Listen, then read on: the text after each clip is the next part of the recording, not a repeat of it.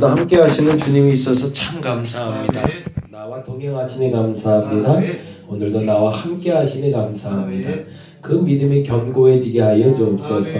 오늘도 주님은 나와 함께 하십니다. 지금도 함께 하십니다. 앞으로도 함께 하실 겁니다.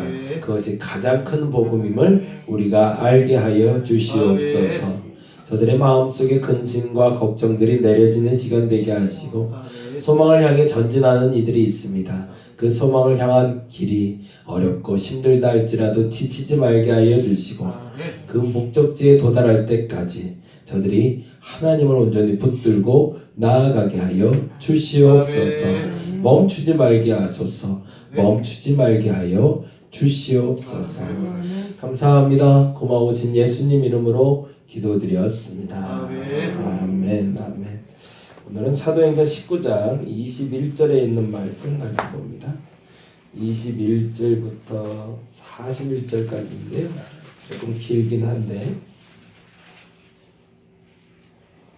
32절부터 41절까지 보는 걸로 하고 대신 오늘 전체 본문은 21절부터다 생각하시고 보면 좋을 것 같습니다. 19장 21절부터 41절까지 말씀을 나눌 거고요. 같이 읽는 말씀은 32절부터 보도록 하겠습니다. 32절부터 41절까지 우리 같이 한 목소리로 천천히 읽도록 하겠습니다. 사람들이 외쳐 어떤 이는 이런 말을 어떤 이는 저런 말을 하니 모인 무리가 분란하여 태반이나 어찌하여 모였는지 알지 못하더라.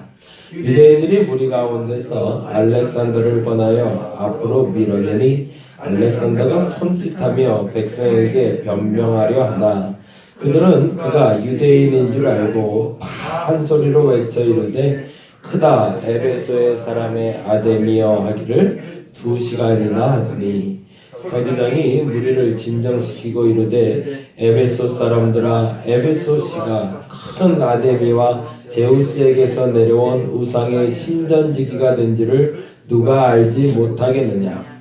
이 일이 그렇지 않다 할 수 없으니 너희는 가만히 있어서 무엇이든지 경솔이 아니하여야 하리라. 신전의 물건을 도둑질하지도 아니하였고 우리 여신을 비방하지도 아니한 이 사람들을 너희가 붙잡아 왔으니 만일 데메드리오와 그와 함께한 직공들이 누구에게 고발할 것이 있으면 재판날도 있고 총독들도 있으니 피차 고소할 것이요 만일 그 외에 무엇을 원하면 정식으로 미래에 결정할지라. 오늘 아무 까닭도 없는 이 일에 우리가 소요 사건으로 책망받을 위험이 있고 우리는 이 불법 집회에 관하여 보고할 자료가 없다 하고 이에 그 모임을 흩어지게 하니라. 아멘. 에베소에서의 사도 바울의 사역이 마쳐진 후에 에베소에서 사도 바울이 이제 다른 곳으로 이동할 계획을 세우게 돼요. 그게 21절에 나오는데요. 21절 한번 볼까요? 같이 한번 21절 같이 한번 읽어봅니다. 이 일이 있은 후에는 뭐를 얘기할까요? 그러면 이 일이 있은 후에는 에베소의 사역이 마쳐진 후에라는 뜻이 납니다. 에베소에서의 모든 말씀 사역 그리고 교회를 세우는 사역 이 에베소에서 그 소아시아 7교회가 세워졌다고 그랬잖아요. 그 일이 이제 마무리됐다라고 여겨졌던 거죠. 그리고 바울이 마게도냐와 아가야를 거쳐 예루살렘으로 가기로 작정하여 이르되 내가 거기 갔다가 후에 로마도 보아야 하리라 하고 라고 되어 있잖아요. 그럼 순서는 어떻게 되는 거죠? 바울이 어딜 먼저 가야 돼요? 마게도냐 갔다가 아가야 갔다가 그 다음에 예루살렘 갔다가 그 다음에 로마 가는 게 바울의 계획이죠. 근데 여기 왜 그걸 해석을 안 해놨는지 모르겠는데 이 일이 있은 후에라고 하면서 바울이라고 나오잖아요. 그 사이에 헬라어 단어가 하나가 있어요. 근데 그게 번역이 안 됐더라고요. 영으로라는 단어가 있어요. 우리말로 성령으로. 그런데 그거 왜 해석을 안 해놨는지 모르겠어요. 그리 어려운 단어는 아닐 텐데 한글 단어에는 해석이 안 돼 있어요. 이 일이 있은 후에 성령으로 바울이 이렇게 돼 있어요. 이게 참 재밌는 표현이죠. 이 사도 바울이라는 사람이 계획성이 없는 사람은 아니었던 거죠. 그리고 계속 계획하면서 꿈꾸고 나아가고 있는데 더 중요한 건 이번의 계획은 누구로 인해서 성령으로 말미암아 계획하게 되었다는 거죠. 이 에베소의 사역을 마치게 하신 분도 성령이시고 이제 일이 끝났으니 너는 이곳으로 가라라는 성령의 움직이심에 사도 바울이 반응하는 거죠. 그러면 그 일은 잘 될까요? 잘 안 될까요? 잘 돼야겠죠. 그렇죠? 그러면 좋은 일만 있을까요? 나쁜 일도 있을까요? 나쁜 일도 있겠죠. 성령께서 하시는 일에 좋은 일만 있는 건 아닙니다. 근데 오늘 하고자 하는 요지가 사실은 그 얘기인데 지난주에 읽었던 그 얘기 18장 있는 이야기인데요. 18장 한번 볼까요? 18장 9절에서 10절 말씀이에요. 18장 9절에서 10절 같이 읽어봅니다. 밤에 주께서 환상 가운데 바울에게 말씀하실 때 뭐하래요? 두려워하지 말며 침묵하지 말고 말하라. 저와 여러분도 그렇게 하시기 바랍니다. 주께서 계획해 주실 겁니다. 여러분이 주님을 믿는다면. 근데 여러분이 주님을 신뢰하지 않으면 주님께서 어떤 계획도 여러분에게 알려주지 않으실 겁니다. 근데 주님을 신뢰하고 계시다면 그분께 도움을 받고 그분의 움직임에 따라 내가 움직일 때 그것이 선하다. 그것이 좋은 결과를 나올 거라고 믿고 간다면 주께서는 여러분에게 계획을 주실 겁니다. 근데 그 계획을 주셨을 때 그 다음에 우리의 태도는 두 가지죠. 첫째는 두려워할 필요가 없는 거고요. 해야 될 말은 해야 되는 겁니다.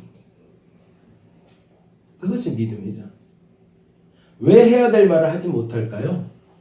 무엇 때문에? 무슨 눈치를 보는 걸까요? 상황 눈치 보고 환경 눈치 보고 누군가의 사람의 눈치를 보고 있는 거죠.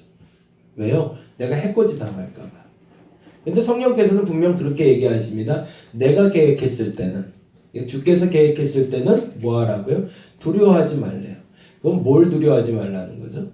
내게 지금 닥쳐올 환난, 어려움, 거기에 대해서 겁내지 마라. 그리고 할 얘기 해라. 왜? 내가 함께 하니까. 그러고 나서 진짜 멋진 단어가 나오는 거죠. 10절에 다시 한번 반복해 주시죠. 10절 읽어볼까요? 내가 뭐 한대요? 너와 함께 있음에 어떤 사람도 너를 대적하여 해롭게 할 자가 없을 것이니. 그래서 지난주에 그 얘기를 드렸죠. 어떤 사람도 너를 대적치 못하게 한다가 아니라는 거죠. 대적할 거라는 거예요. 건드리려고 그럴 거라는 거예요. 해코지 하려고 들 거라는 거예요. 왜요? 주의 일을 하니까. 그러면 이들이 대적하는 이유는 뭘까요? 주의 일을 반대하고 싶은 거죠. 그러면 그 사람들은 누구의 조종을 받는 거죠? 죄송하지만 사단의 조종을 받는 거죠. 근데 문제는 그러면 이제 누구와 누구의 싸움이 되는 거예요? 궁극적으로는 나와 그들의 싸움이 아니라 하나님과 대적사의 싸움인 거죠. 그럼 그 싸움은 누가 승리를 해야 마땅한 거죠? 하나님이 이기셔야 마땅한 거죠. 그러니 그 대적이 나타날 때 다음 말이 이렇게 나올 거죠. 너를 대적하여 뭐 한다고요? 해롭게 할 자가 없을 거래요. 예, 나를 공격하는 말들, 말거리들, 행동들 또한 대적에 대한 위기는 오겠지만 그 위기가 너를 해롭게 하진 않는다. 그건 무슨 말이에요? 나를 다치게 하지 않는다는 얘기예요. 그게 아니라 그 일을 말하면 손해볼 일이 없다는 얘기예요. 결과적으로는 그걸로 나서 지금 내가 뭐 재산도 좀 잃는 것 같고 사람도 좀 잃어버리는 것 같고 관계도 틀어져서 사람들 난 평생 나는 어떤 사람과도 관계가 틀어진 적이 없어 라고 말하던 사람이라도 그 관계가 틀어지는 일이 생길 수는 있지만 그럼에도 불구하고 그것이 다 해가 될 일은 되지 않고 득이 될 일이 됐을 거라는 거예요. 어떻게 할 때? 하나님의 계획하심에 따라 나를 맡길 때. 근데 내가 자꾸 계획하고 내가 자꾸 추진하는데 하나님을 덤으로 자꾸 끼려고 그러면 그 일은 안 되는 거죠.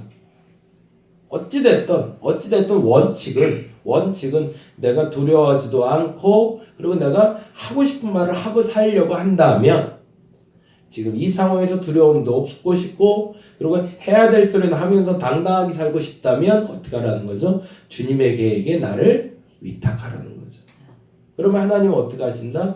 대적은 있겠지만 해롭게 안 할 것이다.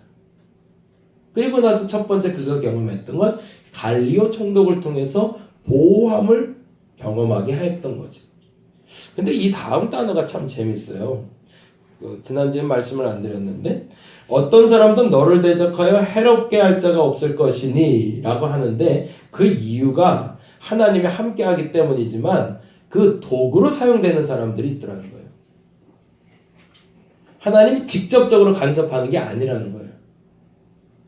내가 어떤 대적에게 공격을 받고 있으면 하나님이 천사가 나타나서 아니면 천군 천사뿐만 아니라 하나님은 어떤 영적인 능력으로 나를 확 보호해 주시는 게 아니라 갑자기 뭐 영안이 확 열려서 내 주변에 막 천사가 둘러쳐 있고 뭐 총 들고 있고 막 이런 일이 벌어지는 게 아니라 하나님이 나와 함께 하셔서 그 대적에게 해입지 않게 하는 데 있어서 하나님이 쓰는 도구가 있는데 그 도구를 이렇게 표현하고 있는 거죠. 이는 이 성 중에 뭐가 많대요?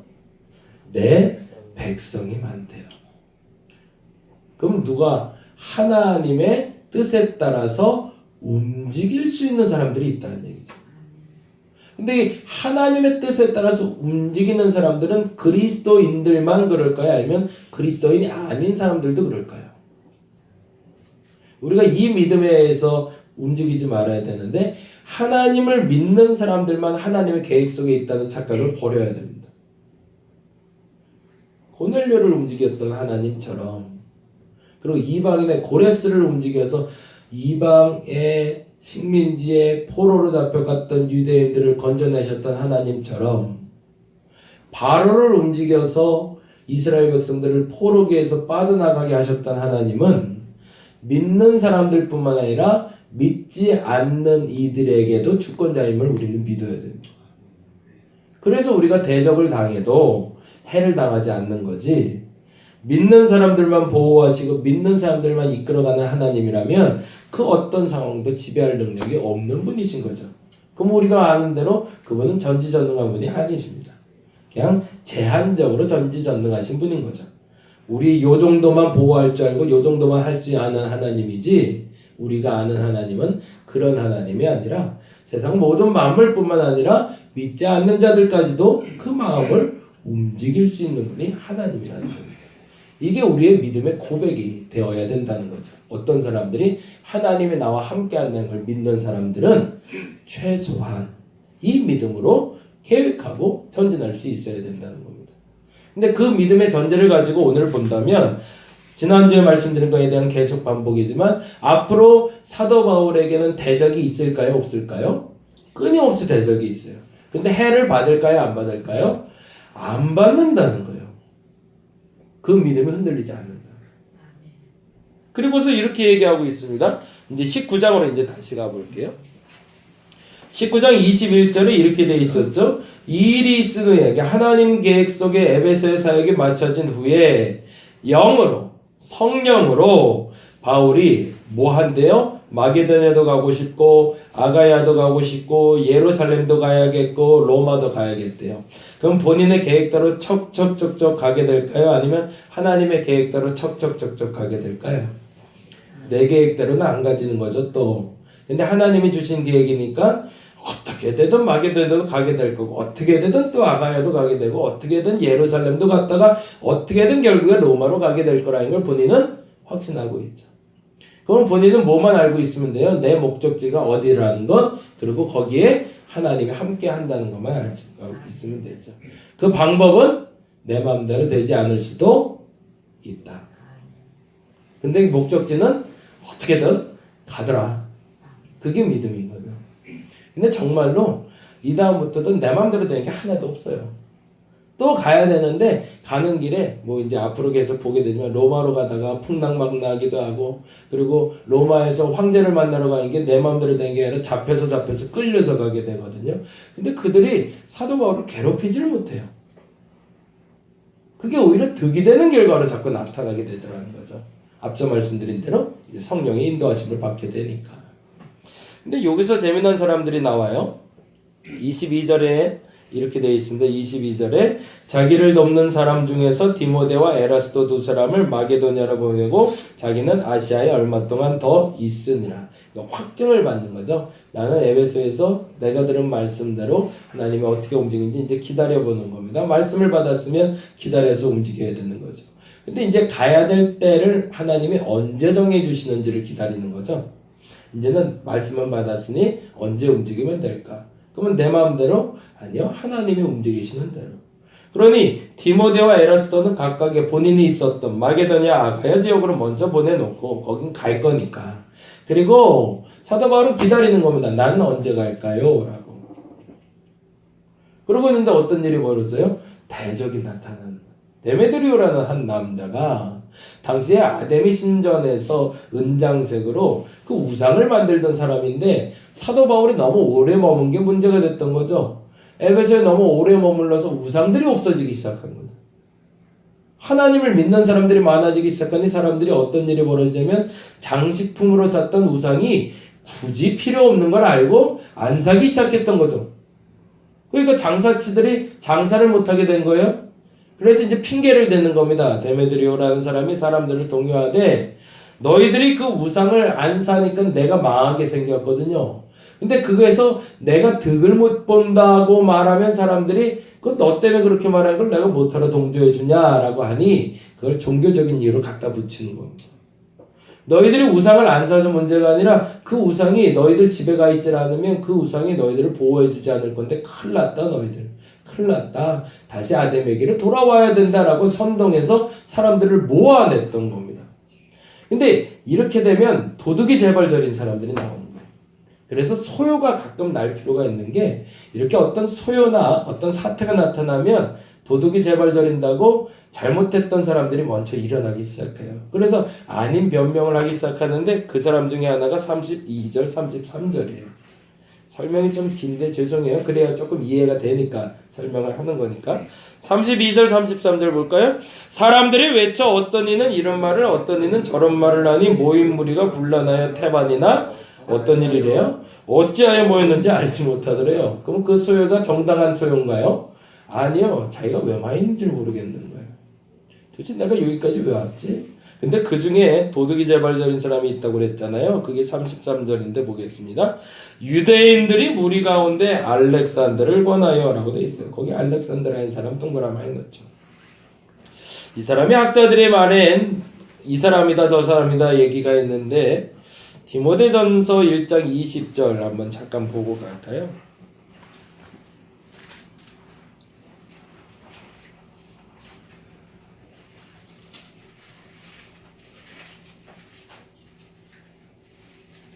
아마도 이 사람이 아닐까라는 생각으로 사람들이 추측을 합니다. 디모데전서 1장 20절 338페이지에 있는데요. 같이 한번 읽어보겠습니다. 그 가운데 누가 있대요? 후메네와 누가? 알렉산더가 있네요. 근데 그 사람이 그 사람일 것이라 생각을 해요. 근데 그 사람이 어떤 사람이래요? 내가 사단에게 내준 것은 그들로 훈계를 받아 신성을 모독하지 못하게 하려 함이라 라고 되어 있어요. 그럼 이 사람이 잘못한 게 뭘까요? 왜 유대인들이 재발이 저렸을까요? 소요가 났는데 첫째는 사도 바울이 유대인이기 때문에 본인이 되려 공격받을까봐 겁이 났던 거죠. 근데 또 하나의 문제가 됐던 게 있었던 거예요. 이 알렉산더는 유대인이면서도 아데미 여신상을 만드는 일에 종사하고 있었던 거예요. 그 무슨 말이에요? 우상 만드는 일을 했던 유대인인 거죠. 나도 지금 득을 못 보고 있는데 사람들 생각에 오히려 내가 유대인이니 나도 사도 바울과 같은 바로 여겨져서 해코지 당할까봐 자기 변명을 하려고 앞서 나가고 있었던 겁니다.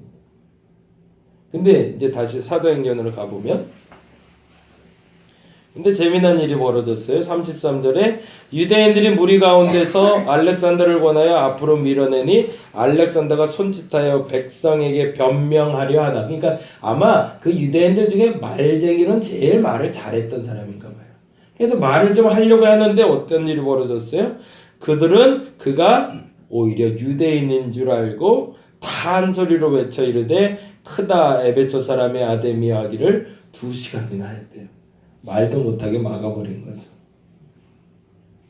그건 아까 말했던 그 표현과 연결되는데 오늘 어떻게 하니까 좀 길어지는데 18장 10절 말씀 때문입니다. 18장 10절 다시 한번 봅니다. 내가 너와 함께 있으며 어떤 사람도 너를 대적하여 해롭게 할 자가 없을 것이니 이는 이 성 중에 뭐가 많대요? 내 백성이 많기 때문에. 그러면 여기서 말하는 내 백성은 그러면 누굴까요? 이 2시간 동안 소리치는 사람들도 하나님의 백성들인 거죠. 다윗을 해코지 하는 사람들을 막아주시는 일을 하는데 안 믿는 사람들을 동원해서 나를 돕기 시작하시는 거예요. 근데 여기서 사실 이제 조금 더 설명해야 되지만 다음 주에 설명하기로 하고요. 한 가지만 기억하고 갔으면 좋겠어요. 그러면 사도 바울은 누구를 의지하면 될까요? 나를 돕는 내 백성들? 아니죠. 시작도 하나님이니 끝까지 하나님만 의지해야겠죠. 지금 이제 나중에 본문엔 서기장이라는 사람이 나와서 결국엔 또 사도 바울을 도와주게 됩니다. 서기장은 어떤 사람이냐면 그 도시에 동전에 자기 얼굴이 들어갈 만큼 그 권력자거든요. 근데 결국엔 그 사람도 자기의 득을 위해서 사도 바울을 돕는 겁니다. 그러면 사도 바울은 서기장에게 참 고맙죠. 근데 그 서기장에 의탁하거나 서기장에게 의지하는 사도 바울은 전혀 보이지 않습니다. 왜요? 그도 그의 득을 위해서 움직인 사람이니까. 나를 돕는 이들을 하나님 붙이실 겁니다. 내가 좋아서 나를 돕는 이도 있고요. 자기 이득을 위해서 돕는 사람도 생길 거예요. 그걸 구별할 수 있는 지혜가 저와 여러분에게 생기시길 바랍니다. 오늘 그래서 그렇게 기도했으면 좋겠어요. 사람 관계가 왜 틀어질까요? 자기 이득을 보고 나를 돕는 사람들을 내가 좋아서 나를 돕는다고 착각하기 때문에 그렇습니다. 그걸 구별할 지혜를 달라고. 그래서 나는 올곧게 주님의 일을 하게 해달라고. 그렇게 기도할 수 있는 저와 여러분 되시기를 간절히 바랍니다. 하나님 구별의 지혜가 필요합니다. 하나님이 좋아서 하나님과 함께하는 사람이 있고 내가 좋아서 나와 함께하는 이가 있고 자기의 득을 위해서 함께하는 이도 있습니다. 그걸 구별해내지 못하면 마음에 상처가 남습니다. 왜 과거에는 나를 돕다가 왜 지금은 등 돌리지? 그 사람은 자기의 이득을 위해서 나를 돕는 사람이었기 때문입니다. 그 구별점의 지혜를 갖는 내가 되게 하여 주옵소서. 사람이 좋아서 나에게 보는 사람들도 있지만 하나님의 명령에 따라 함께 움직이는 사람도 있습니다. 그 사람들의 관계 속에서 상처 입지 않도록 나를 돕는 이의 목적에 대해서 깨달을 수 있는 지혜를 내게 허락하여 주시옵소서. 주변에 당신의 백성이 많으니 참 감사합니다. 그 일로 말미암아 당신의 계획이 일어날 줄로 믿습니다. 나를 통해서 하나님 계획하셨사오니 그 계획이 이룰 때까지 사람 의지하지 말게 하시고 하나님 바라보며 앞으로 나가게 하여 주시옵소서. 참 감사합니다. 고마우신 예수님 이름으로 기도드렸습니다. 다 같이 기도하고 돌아가도록 하겠습니다.